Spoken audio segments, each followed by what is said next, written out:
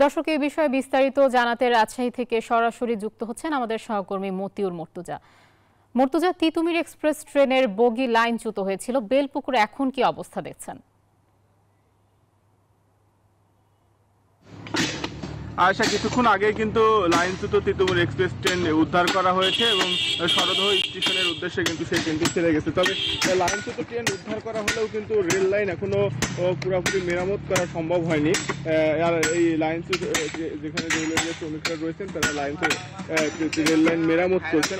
আর Titumir express train লাইনচ্যুত হওয়ার ফলে কিন্তু বেশ কয়েকটি ট্রেন রাজশাহী স্টেশনে আটকা পড়েছেন এবং অন্যান্য স্টেশন থেকে রাজশাহীর উদ্দেশ্যে ছেড়ে আসা ট্রেনও কিন্তু রাজশাহী স্টেশনে ঢুকতে পারছেন না। তবে রেলওয়ে কর্তৃপক্ষ বলছেন যে এখন যোগাযোগ স্বাভাবিক রয়েছে, যে রাজশাহী আটকা পড়া ট্রেনগুলো কিছুক্ষণের মধ্যে গন্তব্যের উদ্দেশ্যে ছেড়ে যাবেন এবং রাজশাহী ট্রেন ঢুকতে পারছেন সেসব ট্রেনও কিন্তু রাজশাহী স্টেশনে এখন চলে আসতে পারবে। আর রেল লাইন যে ক্ষতিগ্রস্ত হয়েছিল সেটা ধীরে ধীরে মেরামত করা হচ্ছে।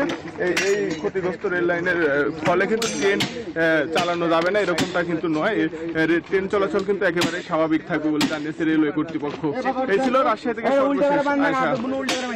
মর্তুজা, আপনাকে ধন্যবাদ।